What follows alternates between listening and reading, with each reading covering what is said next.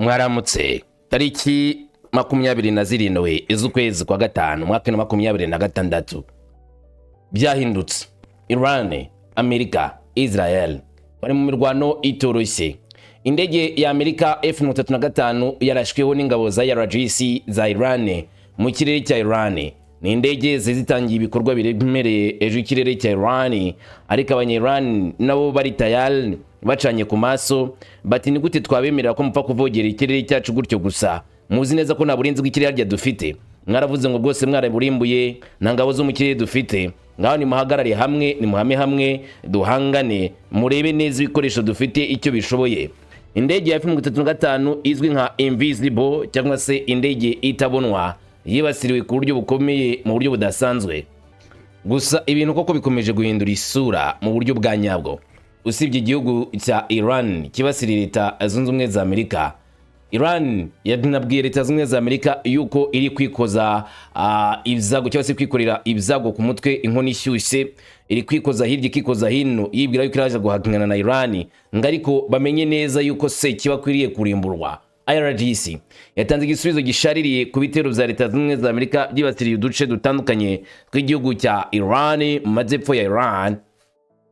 Bahamya neza ko Leta Zunze Ubumwe za Amerika icyo zigaragaza ari ubushake bw'intambara, k'ibyo guhagarika intambara batabikozwa, bifuza urugamba. Igisubizo cya Mojtaba Hussein Khamenei, umuyobozi w'ikirenga wa Iran, ni igisubizo gishaririye cyane gishobora guhindura uko ibintu bimeze muri Asia rwo hagati, gishobora kuzana indi inkuru yo gusekurana, inkuru yihangana, inkuru yo gukubita, inkuru yo kurwana byuzuye muri Asia rwo hagati y'igihugu cya Leta Zunze Ubumwe za Amerika ndetse na Iran, bigahindura isura. Ndaje mbikubwire uko zagenze iki gisubizo cyatanzwe n'igihugu cya Iran, ni igisubizo kimeze gute. Hanyuma ariko nanone uranyemerera mbanze nkubwire ko Isirayeli imerewe nabi. Drone, misile, imbunda nyinshi kuri Israel. Hezbollah bakamejeje ku rugamba na ADF bati oringate mu byange cyangwa se mu zemere, ntago mushobora kuza kwibasira igihugu cyacu cya Libani ngo maze tubihanganire tuborohere, tugomba guhangana namwe, tugomba kubakubitira hareba inzega ndetse mu rwego rukomeye. Ibi bivuzwe mu gihe Isirayeli yaratangije urugamba rutoroshye cyangwa se ihangana rikomeye ryo kwibasira Libanoni ngo barebe ko bageza ruguru gato y'umugezi wa Litani, ariko usibye no kugeza ku mugezi wa Litani no munsi yaho bari bamerewe nabi, bari gupfa buri munsi, abandi bagakomereka, ibikoresho bikarimburwa. Drone za FPV za Hezbollah zikora imirimo itangaje ku mirongo y'imbere ku rugamba. Ibi ngibi ni igisobanuro cy'imbaraga za Hezbollah. Ndabikubwiraho, Netanyahu, Trump bagiye gupfa, bari mu bitaro, uburwayi buri kuvuza ubuhuha. Ibinyamakuru bimwe byo muri Israel byatangiye kuvuga bati Benjamin Netanyahu we ashobora kuhumeka umwuka wa nyuma, amerewe nabi, yajyanywe mu bitaro bikuru mu gihugu cya Israel aremze, mu gihe Donald Trump nawe yaba ari mu bitaro. Ndaje mbikubwire igitero gishya kuri Iran cyaba kigiye gupfuba. Reka nze byose tubigemo. Genda umungu wa Kamanzi w'Uruwande ngwaye ikaze ngo tujyane ku musozo turi hamwe kamwe ku kandi kuri kuvugwa, nta na kimwe dushize ku ruhande, ahubwo byose uko bizakabaye tubigarukeho, tubivugeho ndetse tubyitseho neza, ubusesenguzi bwimbitse kuri aya makuru. Baye ikaze nk'ibisanzwe.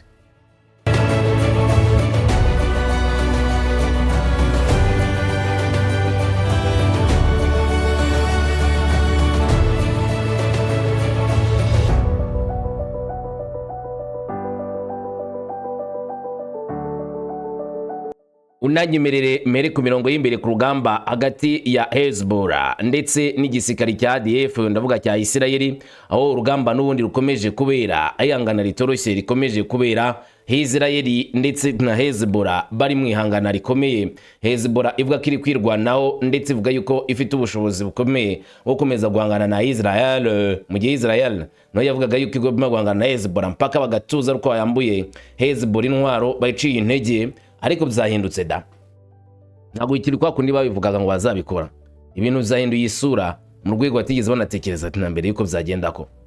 Ibintu byarahindutse, byarakomeye. Ingabo za Isirayeli muri Liban zishobora kuba ziri kwinjira mu kindi cyiciro giteje akaga nyuma amasaha make gusa. Ibitero bikomeye bya Isirayeli byagabwe mu kibaya cya Bay muri Liban. Hezbollah ubirimo kwagurira ibitero bishya ku ngabo za Israel zinjira mu majyepfo ya Liban cyangwa se Lebanon. n'ibitero by'imbaraga Israel ikora. Dukurikije ko ibyatangajwe na Hezbollah ubwayo, uyu mutwe wagabye ibitero bishya byibasiriye abasirikare ba Israel ndetse n'igifaru cya Israel cyakoreraga mu gihugu cya Liban kizwi nka Merkava. Hezbollah yavuze kandi ko yagabye ibitero 32 byose ku ngabo za Israel mu majyepfo ya Liban kuwa kabiri honyine. Ibivugwa ubwo habaga hari imbunda zirimo kuvuza ubuhuha zigaye ibitero bitandukanye ku nkengero nyinshi z'ingabo za Israel, ariko no ku ruhande rwa Hezbollah birumvikana bigaragaza ko umutekano ukomeje kwiyomba muke cyane ku mupaka. Yerekanye amakuru riheruka rikurikira rimwe mu magambo yatangajwe cyane na Israel mu byumweru bishize, ndavuga yuko Israel itorohewe n'ibitero biyizaho gitunguro bitewe na Hezbollah, kandi bari ibitero bikomeye cyane. Mbere yaho amashusho yo mu kibaya cya Baha muri Liban yagaragaje ibisasu bikomeye n'umwotsi mwinshi n'umuriro mu kirere mu ibara ry'umuhondo, ubushyuhe bwari bukomeje bigaragaza ko ari igiturika cyaturikiye. Amakuru avuga ko Israel yagabye ibitero birenga 180 ahantu henshi muri Liban mu masaha make gusa ashize, nk'uko raporo zo muri ako gace zibivuga. Abantu bagera kuri 30 nibo baguye muri ibyo bitero za Israel zo kwihorera, barimo abana 4 n'abagore 3. Abandi barenga 40 babazwe ko bakomeretse, ubwo amatsinda y'ubutabazi yihutiraga kujya mu turere twagizwe ingaruka ngo barebe ko barokora ubuzima bwa civil. Israel yakomeje kuvuga ko ibikorwa zayo bigamije kwangiza ibikorwa remezo bya gisirikare bya Hezbollah, ububiko bw'intwaro, intwaro ziterekwa ziri kurasa ndetse n'imiyoboro y'ibikorwa zayo byose igomba kwangirizwa uko zagenda kose. Hezbollah nta gahenge bagomba kuyiha, kandi ubwo bari kuvuga ibingi mu gihe bari barihaye gushyira hose selafe. Umupaka urukurangwa n'ihungabana hagati y'Israel na Liban ndetse bikaba biri kwerekeza mu kaga gakomeye mu gihe urugomo rushya ruzamuka rukagurura imirwano mishya mu karere. Mu kintu giteye ubwoba cyane rero, ingabo za Israel zemeje ko indege itagira abapilote ya Hezbollah ubwayo yateye mu muryango wa Komela ni mu majyaruguru ya Israel, kimwe mu z'abategetsi avuga ko ari urusaku runini kandi rukomeje kwiyongera rw'ibigaragaza ko ari ibitero bituruka muri Liban biza muri Israel majyaruguru. Ubusobanuro bwatanzwe bw'ibitero nuko ibitero by'indege ya pilote biza mu buryo bwa gitungura. Amatangazo y'igisirikari arimo gushyirwa ubungubu arimo kuba impamo ya buri munsi ku mupaka ko hari ibitero biza bigije igitunguro, kandi ikagaragara ko ari ubwoba bw'intambara iko mu gicucu ishobora kwiyongera ikaba intambara ikomeye mu karere k'amajyaruguru ya Israel. Cyatangajwe cyase ikirimo gutangazwa n'uburyo Hezbollah nayo ikomeza kugira imbaraga kudatinya guhangana na Israel. Hanyuma icyatangira guhanahana amasasu yoroheje kiri kuba intambara ikomeye cyane, cyangwa se uburyo bw'indengakamere mu mirwano, uburyo bukomeye cyane mu ihangana ritoroshye ndetse n'imbaraga za gisirikare. Iririmburwa ibisasu biremere bituruka kuri Hezbollah biza mu buryo bwihuse cyane bikomeza gutera ubwoba ndetse bigatera n'ikibazo ingabo za Israel ubwazo, kubera ko impande zombi zisa naho zifungiye mu buryo buteye akaga by'itutu n'uburyo zisubiza ibibazo asubiza ibitero zarashweho. Ubushyamirane bumaze kugira mu gihe bishobora kugaragara none ko ari intambara yeruye muri Asia bwa hagati, kandi iyi ntambara Hezbollah irwana na Israel ikaba irimo n'ibindi bihugu mu buryo bw'ibanga. Nk'ubu bivuga yuko Iran ari umuterankunga mukuru wa Hezbollah nayo yifuza kwihimura ku gihugu cya Israel. Nkuko ADF ubwayo bivuga, indege nyinshi zitajya pilote zambutse zerekeza ku butaka bwa Israel muri kino gihe. Bivuga ko zimwe zaje guhanurwa, izindi zigwa mu duce ngo twa gisirikari hafi y'umupaka wa Liban, mu gihe izindi zaburiwe irengero mu buryo bwa Israel bwo gukurikirana ibikuruka mu kirere bakoresheje uburinzi bw'ikirere nyine. Izindi zikazashwanyurijwe mu gihugu cya Israel, ariko ibishashi byazo gatera inkongi.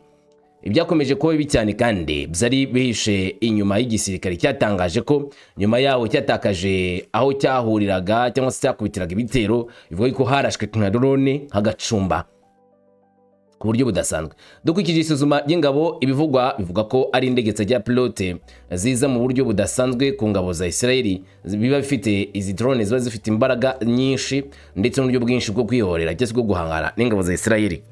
Gusa nta cyemezo gihamye kirimo kuba gitangazwa neza n'ingabo za Israel.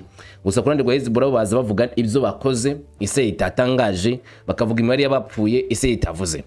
Nubwo habaye kandi nanone intabaza mu gihe cy'ibyabaye, abayobozi bemeje ko nta nkomere zagaragaye ku mugaragaro ku butaka bwa Israel mu majyaruguru hakubitwa izo za drone. Nk'uko nanone bimeze gutyo, ni nako bikomeje kuba no muri Libani ku bigo bya gisirikare bya Israel. Nta nkomere, nta wapfuye, nta byangiritse, bisa naho Israel ikomeje kwirwanaho neza kandi ikomeza guhangana na bino bitero za leta ya by'ingabo za Hezbollah ishikiwe na Iran ku buryo bukomeye. Bisa naho izi ngabo za Hezbollah zari kugera ku ntego zazo, ahubwo Israel irimo kwakwita hareba inzega no muri byo bitero byayo bikomeye cyane kugaba kuri izi ngabo za Hezbollah mu majyaruguru ya Israel no mu majyepfo ya Libani aho ibitero birimo kubera. Tujye kuri Amerika n'ikomeje guhanuva gusenya ayanganye n'igihugu cya Iran yo ubwayo. Indege yabo F-35 ngo yarashweho n'ingabo za Iran. Indege y'intambara yo ikora mu ibanga izwi nka Invisible Jet, indege ikomeye cyane yarashwe hanyuma n'izindi ndege zabo za MQ-9 Reapers zikaraswa zitagira pilote. Ni ikintu gishya kigaragara neza cyane muri iyi ntambara mu kigo cya Perse.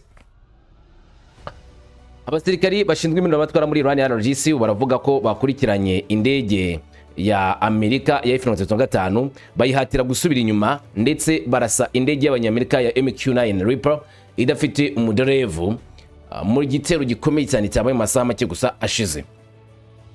Ingabo zindi mirimo batwara za Iran zivuga ko systeme zazo zo kurinda ikirere zakurikiranye indege y'intambara ya F-35 ya Amerika, bivuga ko yegereye ikirere cya Iran hafi ya Bandar Abbas. Nkuko amakuru aturuka muri Iran abivuga, systeme nshya y'ingabo za RGC ikizwe mu buryo bwo gukurikirana indege na misile mu kirere yakoze akazi gakomeye, bituma iyi Invisible Jet, indege itaboneka ya Amerika, bubayibona bakanayikurikirana bayirasaho.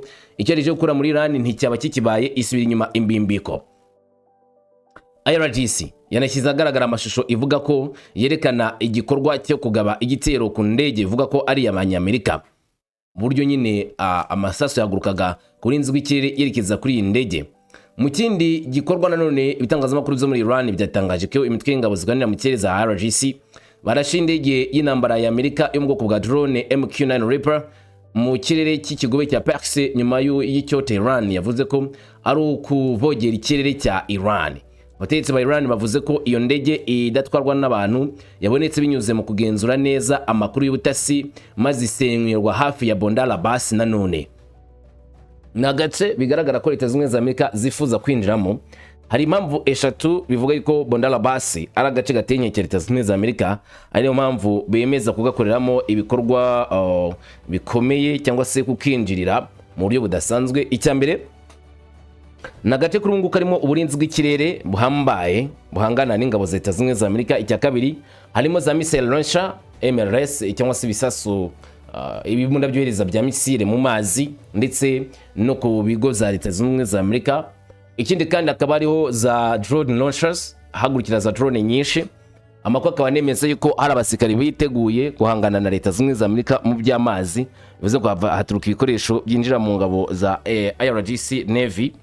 Aha rero niyo mpamvu bohereza indege, bakoreza izindwanyi, bakoreza drone ngo bajye kureba ko bakurikirana bagasenya ibyo bikorwa remezo. Ariko Iran nayo yari bizi neza ko bizaba gutyo, izana uburinzi bw'ikirere budasanzwe bunahangana n'indege ya F-35 ngahita isubira inyuma. MQ-9 Reaper yo itabasha no gumara umwanya mu kirere, bahise bayimanura byako kanya kuko byagaragaye neza ngo yari ivogera ikirere cya leta ya Iran. Nkuko bigarukwaho, Iran ivuga yuko ibingibi bikuba ari igisubizo gikomeye. Gusa Iran itanga umuburo kuri Leta Zunze za Amerika ku byo yise ibindi byo guhagarika imirwano cyangwa se ibya byo guhonyora ihagarikwa ry'imirwano CSRF. Iran ishimangira ko ibona ko ari ukwihorera ku kintu cyose kirongera kubaho ari itegeko kuri bo, cyangwa se ari ibyanya byo bagomba guhita bakora nimba Amerika ikomeje kurenga ku masezerano y'agahenge. Ibingibi Iran itaraza kubyihanganira. Ni imwe mu bigize gahunda ikomeye cyane ya Iran ngo yo guhangana na Leta Zunze za Amerika, kandi nagomba kuyisubiza inyuma. Nuko yura gukomeje nyuma y'ibitero za Amerika ku ngabo za IRGC, kubera ko hari ibirego bikomeye, ibimenyetso bya gisirikari n'ubushyamirane mu karere birimo kwiyongera. Imirwano yo mu kigobe cy'aba Perse isa naho itari yarangira, ahubwo isa naho irimo kuzuka ikaba myinshi. Mu burasirazuba bwo hagati bishoboka cyane cyane ko hakongera kwamo indi mirwano, intambara ikomeye mu karere. Ibimenyetso by'uburyo bwo kurwana biri kwiyongera hirya no hino mu nzego z'ubutasi ku isi. hari umwuka mubi umaze kwiyongera, ariko ubu ikirego gishya kandi giteye ubwoba kiri kuva i Moscow kirimo kongeraho ubundi buryo bwo kutumvikana. Umukozi mukuru ushinzwe umutekano mu Burusiya araburira ko ingabo nshya za IRGC ishobora kuba zirimo kwitegura neza guhangana na Leta Zunze za Amerika. Ingabo zirimo gukorera hanze iyo muri kano gace za Leta Zunze za Amerika zishobora kuzana akandi kaga gakomeye kandi ishobora kuzana ibyago. Nubwo amakuru arambuye atarasobanuka neza, ikiri tangazo risobanura kigaragaza ko uretse ubwiyongere bw'ingabo n'imyitwarire ya Rwanda hashobora kubaho imyiteguro ijyanye n'igihe intambara ishobora kongera gutangirira mu buryo bujijishije bwa diplomasi. Munyakarere ngo karimo kuzaharira mu guhangana kwagutse, muburo uteye ikibazo gikomeye urarushaho gutangwa. Ngo niba icyiciro gikurikiye cy'amakimbirane kizatangira, ngo ntabwo kizaba icyago cyoroshye mu buryo bwo gupfa kugihagarika, cyangwa se ntabwo bizaba uburyo bworoshye bwo kugihagarika. Mu ijambo yavugiye mu nama y'abayobozi b'iperereza n'umutekano bo mu muryango w'ibihugu byigenga mu karere ka Kursk mu Burusiya, Alexander Borenikov yashinje inzego z'iperereza zo mu burengerazuba bw'isi kugerageza gukoresha abahoze ari abarwanyi ba jihadiste bo muri Leta ya Kisilamu n'indi mitwe yitwara gisirikare kugira ngo bakore ibikorwa byo kurwanya Iran mu gihe kiri imbere. Uko Borenikov abivuga, inyeshyamba zisanzwe zifungiye mu bigo zo muri Syria bivuga ko zimuriwe mu nkambi zasanzwe ziherereye mu gihugu cy'abaturanyi cya Iraq kujya zitegura igitero kuri Iran. Umuyobozi w'ubutasi w'Uburusiya yegeranije ibintu bikomeye cyane ko asobanura ko ibikorwa bivugwa ari ibikorwa biteye inkeke. Amateka ya Islamic State yatangiye kugaragaramo impinduka zo kwinjirwa mu gihugu cya Leta Zunze za Amerika, aho ibigo by'ubutasi nka CIA biyemeje gukorana n'izi nkozi z'ibibi. Borenikov yavuze ko ibyo bikorwa byo gushyigikira abangaba bifitanye isano n'inkuru imaze igihe kinini ishinja ibihugu by'uburengerazuba nanone gukoresha imitwe y'intagondwa nk'ibikoresho bya politiki muri Burasirazuba bwo hagati. Ariko kuri inshuro Moscow irimo guhuza mu buryo butaziguye ihinduka ry'inyeshyamba rivugwaho kuba rifitanye isano n'imirwano iri kwiyongera mu gace gakikije Iran n'intambara yagutse mu karere. Borenikov yaburiye ko icyo kibazo kitagarukira muri Burasirazuba bwo hagati gusa ubwabwo, kuko inyeshyamba nyinshi zari ziri mu gihugu cya Syria nirizamuka zikunye gukora ushobora no kuzagera muri Repubulika y'Abasoviet, ubu zikaba ngo aziri mu gice cya CIS. Nk'uko umuyobozi wa FSB abivuga, abo bantu bashobora ngo koherezwa atari muri Iran gusa, ahubwo no mu bihugu byabo byo muri Aziya yo hagati no mu karere ka nyuma ya Soviet. Ibitekerezo by'Uburusiya kandi bije mu gihe inzego z'ubutasi ku isi zikomeje gukurikirana izabaye ku buryo bukomeye ku bafungwa ibihumbi bahoze ari imfungwa zifitanye isano na ISIS barimo kwirakwira mu nkambi no muri gereza muri Syria na Iraq bashaka abarwanyi. Ibyinshi muri ibyo bikorwa byuzuye ahantu henshi birimo guhinduka kandi bishobora kwinjirirwamo n'abantu benshi kugerageza gutoroka cyangwa se kuyobya uburari. Guverinoma zo mu burengerazuba bw'isi zikaba zikomeje kugira uruhare rukomeye cyane muri iyi mikorere yo gushaka gukoresha abajihadiste mu mirwano ikomeye cyane ku gihugu cya Iran n'ibindi bihugu. Ariko Moscow ubu irimo gufata indi ntambwe irenzeho, ikavuga ko itaraza kwihangana bino bikorwa by'ubugizi bwa nabi bya Leta Zunze za Amerika n'uburyo burengerazuba bw'isi mu gushyigikira abajihadiste. Moscow ikavuga yuko izarwanya iki cyemezo kandi izangana n'abakishyigikiye ku rwego rudasanzwe kugira ngo ibyo bikorwa bibi cyane bya kinyamaswa bize kugerwaho bihagarikwe mu maguru mashya. Umwanzi ngakwiriye kurimburwa ni umuburo ukomeye cyane wa Moshaba n'igihugu cya Iran muri rusange baha igihugu cya Leta Zunze za Amerika. Ibisasu bya misile birimo gusakuza, hagarikwa ry'imirwano ririmo guhungabana. Umuhora wa Hormuz wongeye kuba inkingi y'intambara ku rwego rudasanzwe ku isi. Nyuma y'ibyumweru bike Amerika na Iran bemeranije guhagarika intambara mu buryo budasobanutse, ibitero bishya biri kwibasira mu majyepfo ya Iran birimo gutera ubwoba muri Burasirazuba bwo hagati ko bishobora kongera gusubiza ibintu redubi hakabaho intambara itaziguye. Iran mu gihe gushinja Amerika yo iri kuvuga yuko Iran iri kwitatsa ivuga iby'intambara, nyamara ari bo bashe bayazana b'imirwano ikomeje kuri Burasirazuba bwo hagati. Igihamya neza ko Leta Zunze za Amerika nazo ziteguye gukomeza urugamba rutoroshye kugira ngo umuhora wa Hormuz ufungure. Nyamara mu itangazo rya President Donald Trump yashimangiye cyane ko uruzitiro rwabo blockade yabo ikumira amato ya Iran ruzakomeza kubaho, bazakomeza gukumira ubwato bwa Iran bwerekeza ku byambu byo muri Iran. Kabone nubwo Iran yabikomeje inzira yo kuvuga ko bemeze gufungura Hormuz cyangwa se yenda hari ubushake bafite bagaragaza bwo kwerekana yuko biteguye kwemera yuko intambara ishyirwaho akadomo, Amerika ngo nta gahunda ifite, izakomeza ihangane n'igihugu cya Iran hasi hejuru. Babikora batese. Ubu inkuru iri gukomeza gutungurana cyane niyo ubuzima bw'abayobozi babiri b'ingenzi ku isi, Trump na Benjamin Netanyahu, bashobora kuba bamerewe nabi barebye hafi gupfa. Byagizwe ibanga, ariko ibinyamakuru byo muri Israel byatangiye kubishyira ku karubanda. Ni mu gihe hari umwuka mubi hagati ya Amerika na Iran, ndetse n'ibivugwa ku ruzinduko rwa Netanyahu mu bitaro rwateje ibibazo bishya ku buzima bwe n'ubushobozi bwe bwo guhangana n'ibibazo mu buryo buhoraho. Ku itariki 26 Gicurasi, amakuru yavugaga ko Benjamin Netanyahu yajyanywe mu bitaro i Yerusalemu. Ibyo bikaba byarahise bikurura inkuru zivugwa cyane ndetse n'ibihuha ku mbuga nkoranyambaga ku buzima bwe, bishobora kuba ko yaba yanapfuye.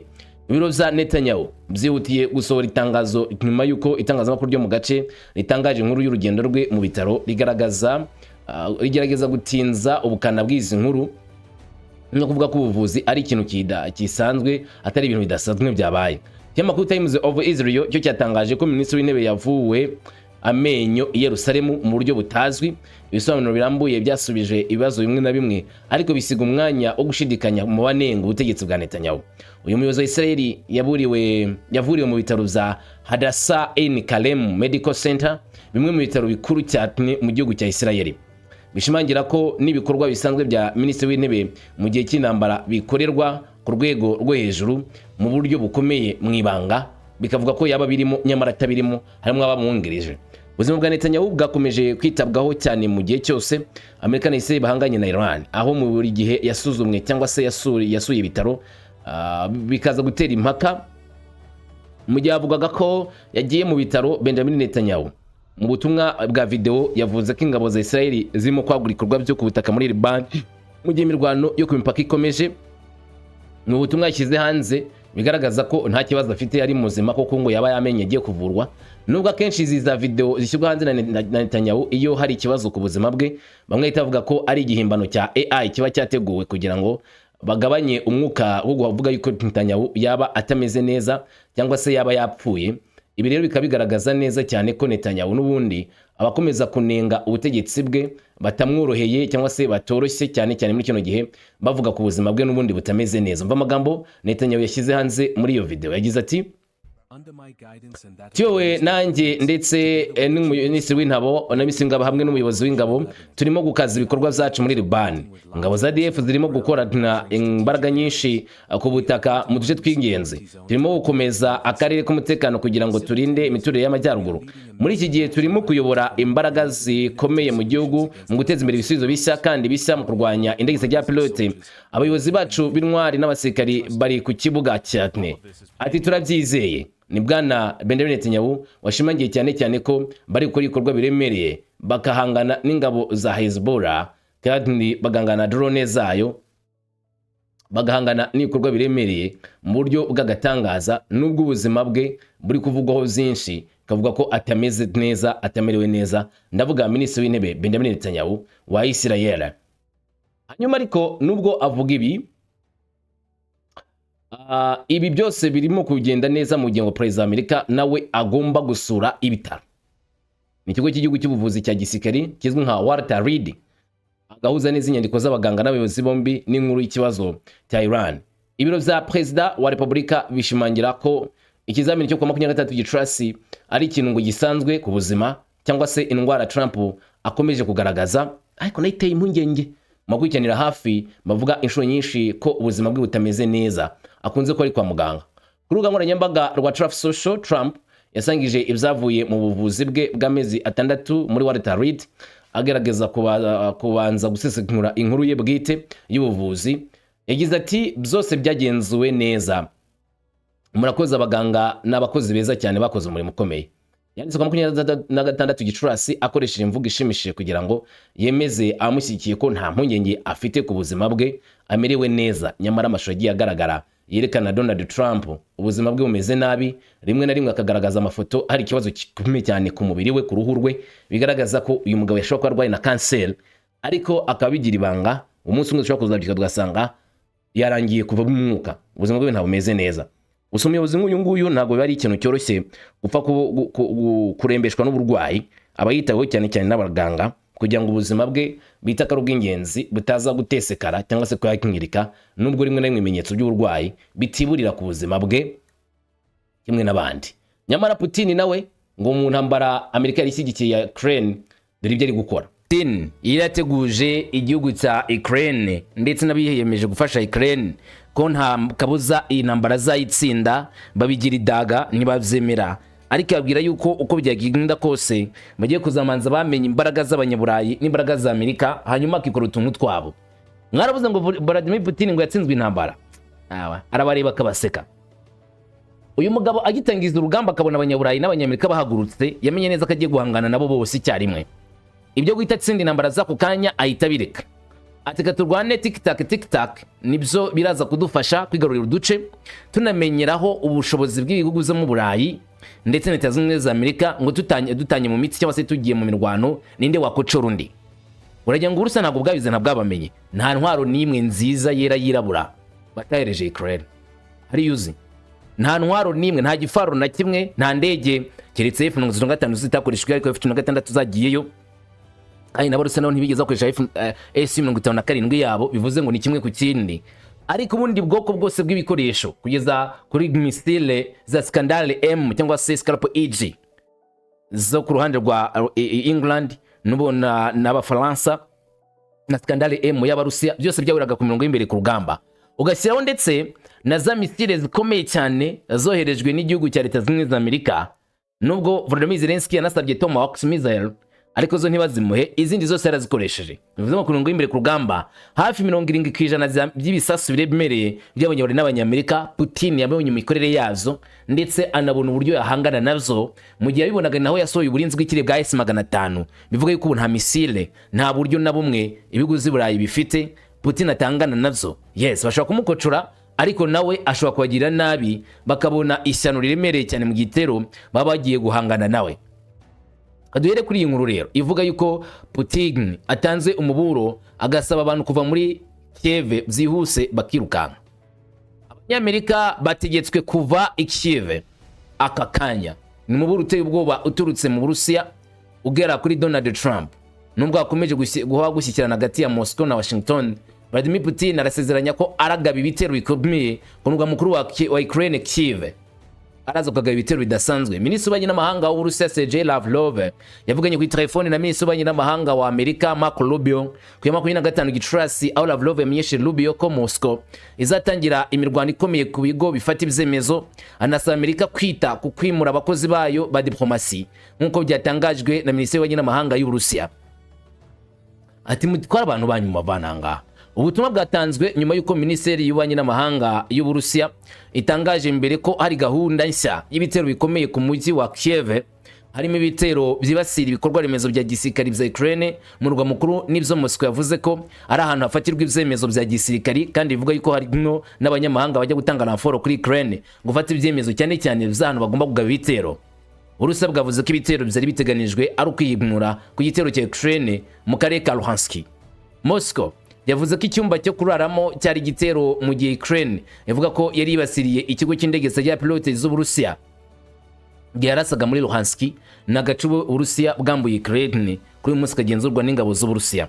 Nk'uko byatangajwe n'isomwa ry'ibiro ntaramakuru z'Uburusiya, Lavrov yaburiye ku bitero byateguwe kandi bihoraho kuri Kiev, anavuga ko na ya Minisiteri y'Uburusiya ivuga intambara, intumwa za leta nazo ziri muri karere ka Ukraine zigomba kuva muri uyu murwa mukuru wa Kiev zikataha.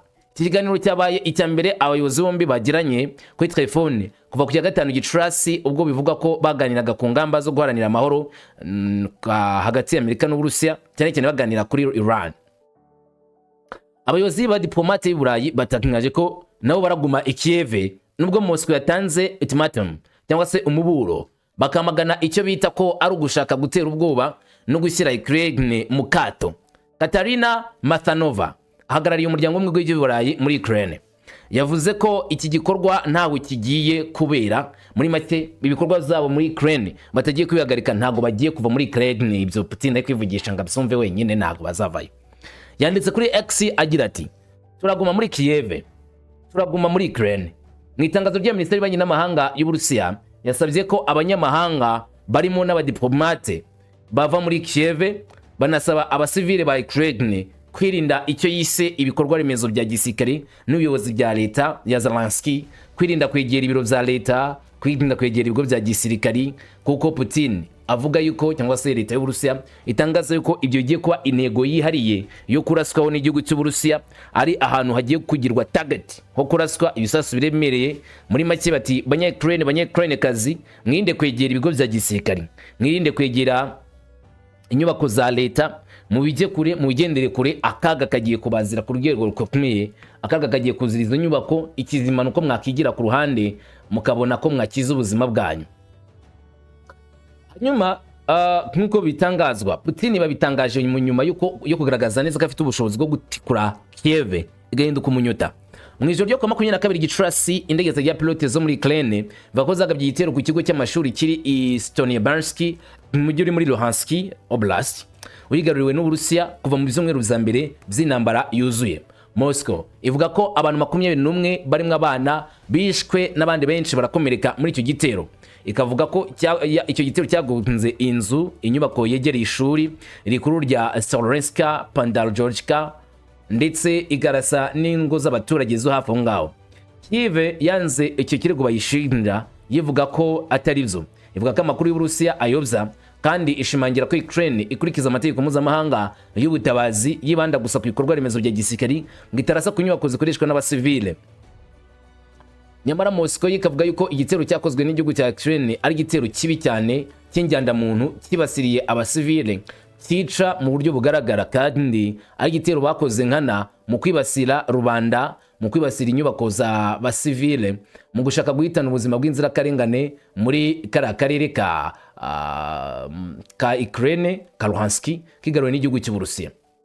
Bwana Sergei Lavrov, uyu ni minisitiri w'abanyamahanga w'igihugu cya Russia, yagize amatangaza avuga ku bikorwa agira ati: ndashima cyane leta zose zagarariwe hano zaduhumurije cyane kubw'igitero cy'iterabwoba giteye ubwoba cyabereye Istanbul ku ya 21 Gicurasi cyateye 22 cyakozwe n'ubutegetsi bw'abanazi bo hagati. Ni igitero cy'iterabwoba cyakozwe n'ibihugu z'iburengerazuba, kandi cyarahindutse iginduka umwanya wabo wo guteza imbaraga no kuzana abanyamakuru kugira ngo birebere ibyabaye.